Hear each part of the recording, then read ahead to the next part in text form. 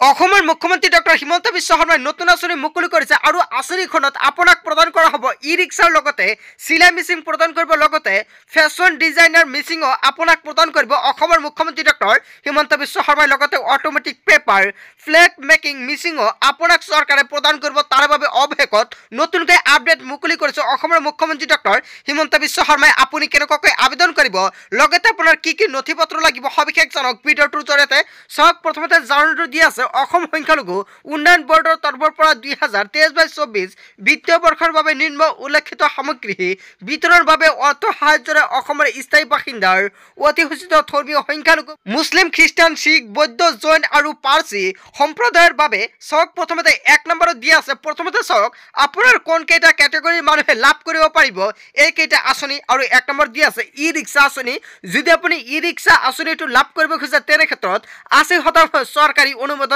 আপোনাক চৰকাৰে প্ৰদান কৰিব 80% আৰু 20% হিতাধিকাৰীয়ে বহন কৰিব লাগিব হয় বন্ধুসকল চৰকাৰে এখন ডাঙৰ ঘোষণা কৰিছে লগতে আপোনাক চৰকাৰে যিখন ই ৰিক্সা প্ৰদান কৰিব আপুনি কিন্তু বিনামূলীয়াকৈ লাভ কৰিব মাত্ৰ আপোনাৰ 20% দিব লাগিব আৰু চিলাই মেচিনৰ বাবে চৰকাৰে এখন ডাঙৰ আপডেট প্ৰদান কৰিছে তাৰ পিছত automatic paper flag making machine তাৰ পিছত ফেশ্বন ডিজাইনাৰ মেচিন তাৰ পিছত চকিয়াতে ইত্যাদি সামগ্ৰী সম্পূৰ্ণ বিনামূলীয়াকৈ বিতৰণৰ বাবে আবেদন বিচৰা হৈছে হয় বন্ধুসকল আপোনাৰ কিন্তু তাৰ বাবে কৰিব লাগিব আবেদন জাস্ট আপোনাক যিখন চৰকাৰে ই ৰিক্সা প্ৰদান কৰিব তাৰ বাবে আপোনাৰ 20% দিব লাগিব আৰু বাকি যিকিটা দি আছে এই তিনিটাৰ বাবে কিন্তু কোনো ধৰণৰ আপোনাকৰ পুঁজি দিব নালাগে বা ধন দিব নালাগে আবেদনকাৰীসকলৰ বছৰিকীয়া আয় 3 লাখ টকা হ'ব লাগিব যদি আপুনি বছৰত এনুৱেল ইনকামটো 3 লাখৰ তলত হয় তেন্তে কিন্তু আপুনি লাভ কৰিব পাৰিব ইয়াৰ অধিক হলে কিন্তু আপুনি লাভ কৰিব নোৱাৰিব এয়া কিন্তু উল্লেখ কৰা আছে লগতে আবেদনকাৰীসকলে অনলাইন যোগে প্ৰপত্ৰ পূৰণ কৰিব লাগিব আৰু আপুনি কিন্তু অনলাইনৰ মাধ্যমত আবেদন কৰিব লাগিব আৰু অনলাইনৰ লগতে যাৱতীয় নথিপত্ৰ আপলোড কৰিব লাগিব আপোনাৰ আৰু ইয়াৰ উপৰিও এই নথিপত্ৰসমূহৰ আপোনাৰ ফটোকপি মূল কপি বাছনি প্ৰক্ৰিয়াৰ সময়ত লৈ আহিব লাগিব আৰু যেতিয়া আপোনাৰ বাছনি হ'ব বাছনি হোৱাৰ সময়ত কিন্তু আপোনাৰ এইকেইটা ডকুমেন্ট লৈ যাব লাগিব যদি আপুনি যোগ্য হিতাধিকাৰী হয় তেন্তে কিন্তু আপোনাক চৰকাৰে ডাইৰেক্ট বেংক একাউণ্টৰ যোগেদি পোনপটীয়াকৈ টকাটো প্ৰদান কৰিব লগতে বাছনিকৃত আবেদনকাৰীসকলৰ অসম সংখ্যালঘু উন্নয়ন বোৰ্ডৰ তৰফৰ পৰা জনোৱা হ'ব আৰু ইচ্ছুক আবেদনকাৰী সকল তথা আত্মসহায়ক গোটৰ সমূহক অহা 17/1 আপোনালোকে সম্পূৰ্ণকৈ দেখা পাইছে ইয়াতে 17 তাৰিখ 1 মাহ 2024 অথবা জানুৱাৰী মাহৰ 17 তাৰিখৰ ভিতৰত আপুনি ইয়াতে চাওক এটা লিংক দি আছে এইখন লিংকৰ জৰিয়তে আপুনি অনলাইনৰ মাধ্যমত আবেদন কৰিব পাৰিব চাওক এটা ওয়েবসাইট অনলাইন যোগে আবেদন দাখিল কৰিব লাগিব অসম্পূৰ্ণ আবেদন প্ৰপত্ৰ যোগান নহব হয় বন্ধুসকল আপোনাৰ গ্ৰহণযোগ্য নহব অসম সংখ্যালঘু উন্নয়ন বোৰ্ডৰ বাছনি কমিটিৰ সিদ্ধান্তই হ'ব চূড়ান্ত সিদ্ধান্ত আপোনাক যিখন বোৰ্ডৰ পৰা সিদ্ধান্ত গ্ৰহণ কৰিব এয়া হ'ব আপোনাৰ চূড়ান্ত সিদ্ধান্ত এটা বলক যিকিটা চৰকাৰে আঁচনি ঘোষণা কৰিছে এইকেইটা আঁচনিৰ বাবে আপুনি কেনেকৈ কৰিব আবেদন লগতে কোন সকল ব্যক্তি আবেদন কৰিব পাৰিব প্ৰথমতে চাওক আঁচনি নম্বৰ 1 একত দি আছে আপোনাৰ ই ৰিক্সা যদি আপুনি ই ৰিক্সা ল'ব বিচাৰে তেনে ক্ষেত্ৰত চাওক ইয়াতে আবেদনকাৰী ধৰ্মীয় সংখ্যালঘু সম্প্ৰদায়ৰ হ'ব লাগিব আবেদনকাৰী কমেও পঞ্চম শ্ৰেণী উত্তীৰ্ণ হ'ব লাগিব আবেদনকাৰীৰ বয়স 18 বছৰৰ পৰা 50 বছৰৰ বয়সৰ ভিতৰত হ'ব লাগিব আবেদনকাৰী ঘৰৰ ঠিকনাৰ প্ৰপত্ৰৰ গাঁও পঞ্চায়ত পৌৰ নিগম বা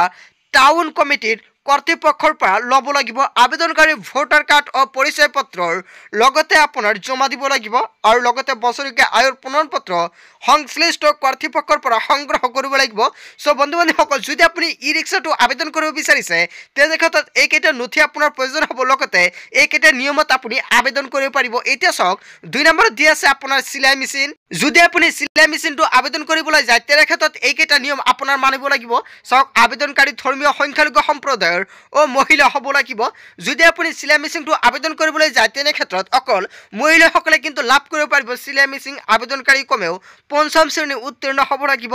আবেদনকাৰী বয়স 18 বছৰৰ পৰা 50 বছৰৰ বয়সৰ ভিতৰত হ'ব লাগিব লগতে আবেদনকাৰীৰ ঘৰৰ ঠিকনাৰ প্ৰপত্ৰ গাঁও পঞ্চায়ত পৌৰ নিগম বা টাউন কমিটিৰ কৰ্তৃপক্ষৰ পৰা ল'ব লাগিব আবেদনকাৰী ভোটাৰ কাৰ্ড ও পৰিচয় পত্ৰৰ